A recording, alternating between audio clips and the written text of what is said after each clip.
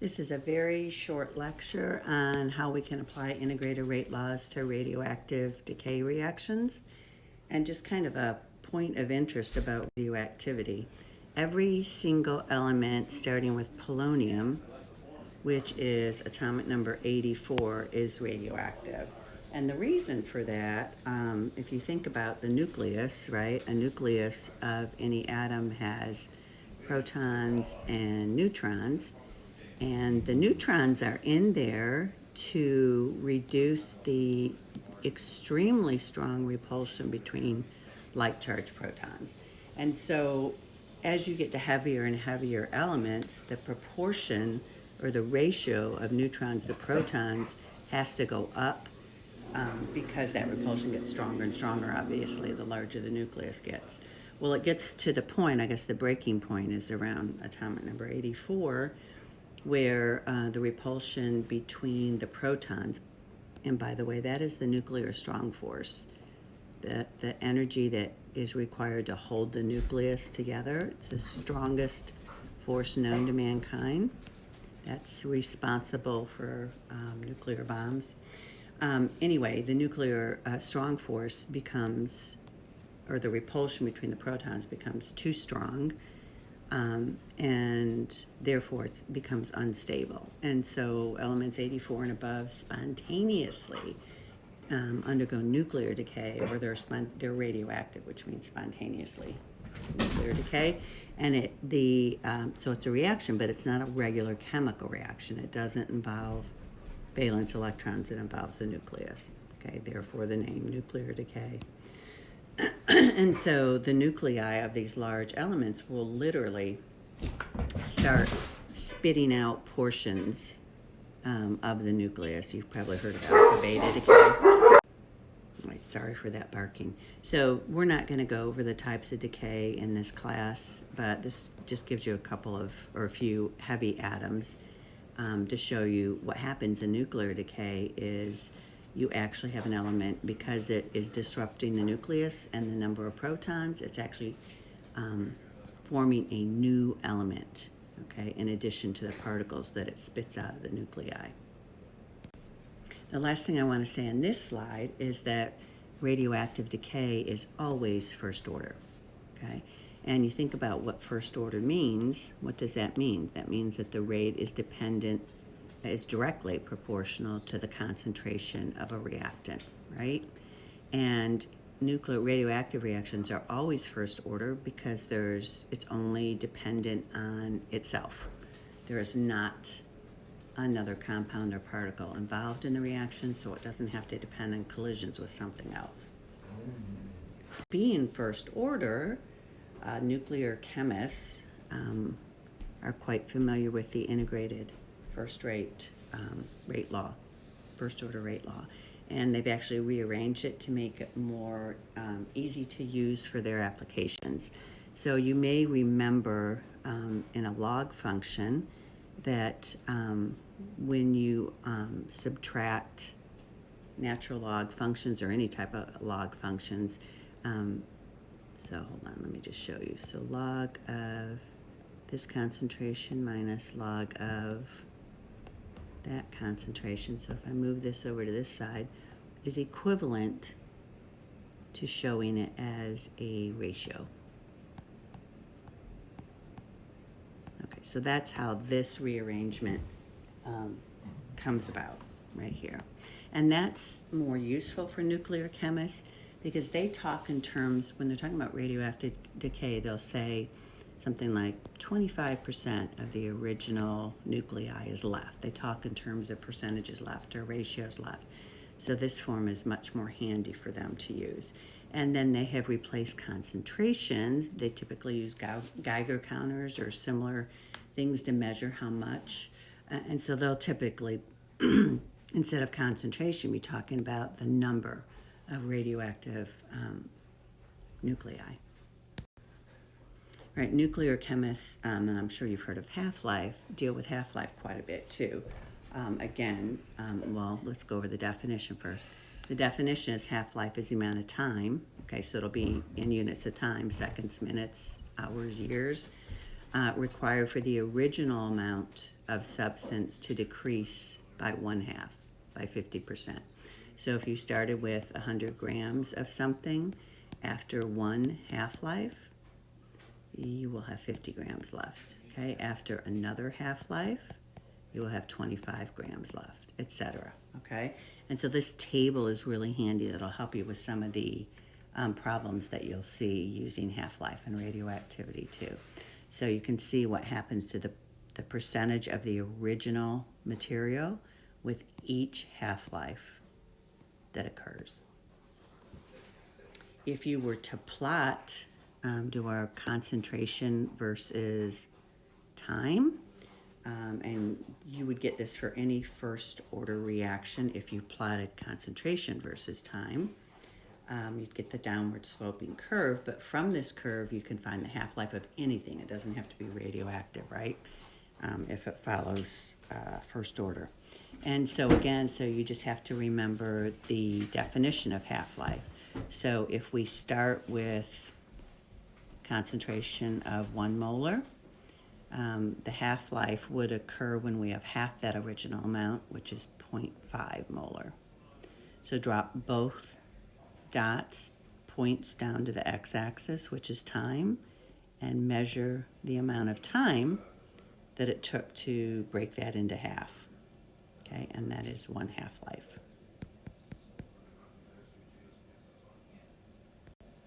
This slide just goes over another formula substitution that nuclear chemists find handy, and it's incorporating half-life into the first order integrated rate law. Keeping in mind that the definition of half-life is when the original concentration of the substance is 50% or 1/2 of what it was when it started, okay? So that's just saying the concentration of the substance after 1 half-life is 1/2 of what it was originally. That little subscript 0 means time equals 0 or the original amount. Moving to the first order integrated rate law right here, and then substituting in, because typically we're looking for what is the concentration at some time, right? That's often what we solve for. So plugging in for that in terms of half-life. Okay, and then so time, this would be true specifically if we know what the half-life is. Like, is the half-life 1 second, 2 months, 3 years? All right, and then if we rearrange using that magic function of log, right? So if we subtract minus log 1/2 concentration of A original from both sides,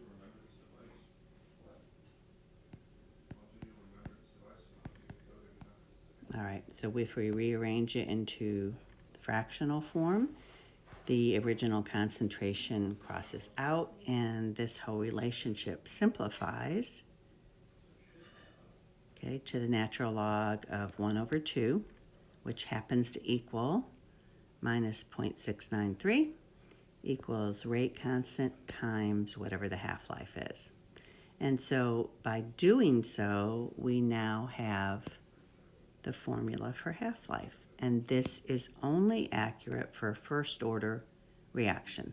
So this is accurate for all radioactive reactions, right? For all radioactivity. Okay. And then for regular reactions, if it's first order.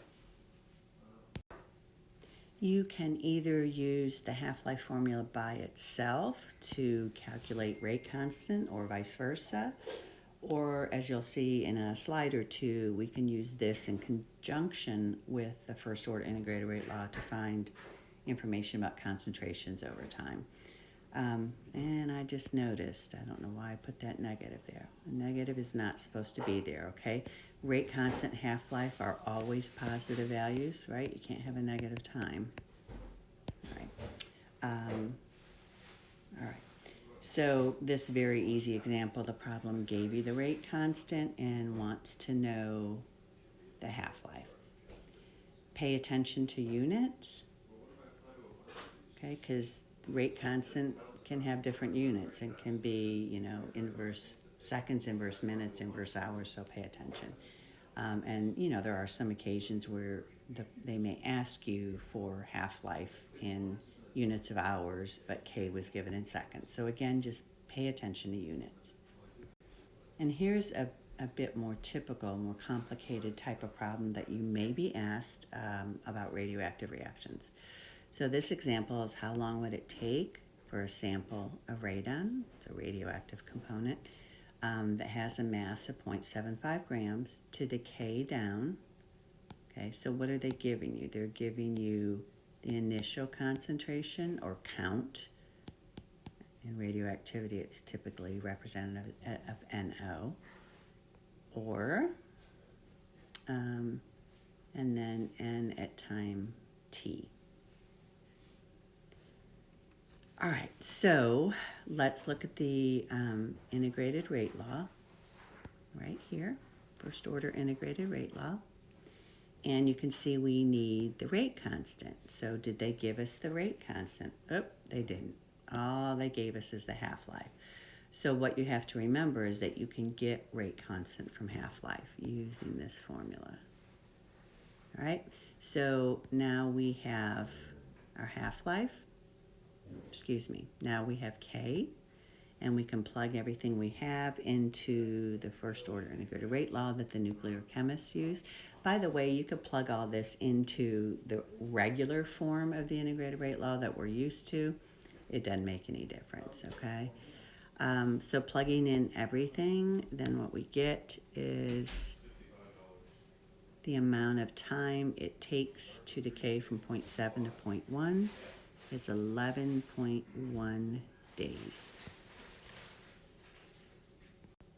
Now, something important I want to point out, because it'll help you work problems quicker. It'll help you check so you don't make a silly math mistake. Look at the half-life, okay?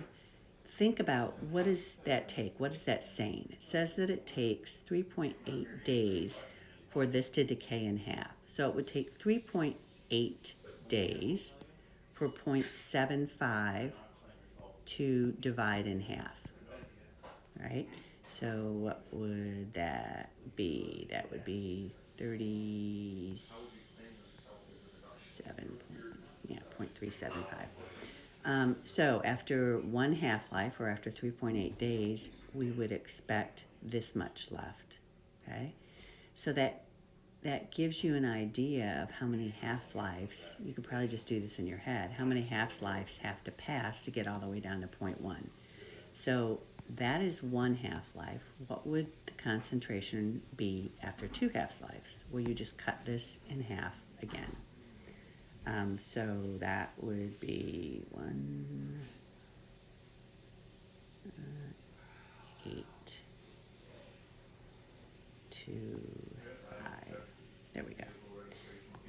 All right, so you know that to get down to 0.1, you're going to have more than 2 half-lives. So it's going to be more than 3.8 times 2. So that's just kind of a quick way to check your answer and make sure that it makes sense. That is it for what we're going to cover concerning nuclear reactions in this unit.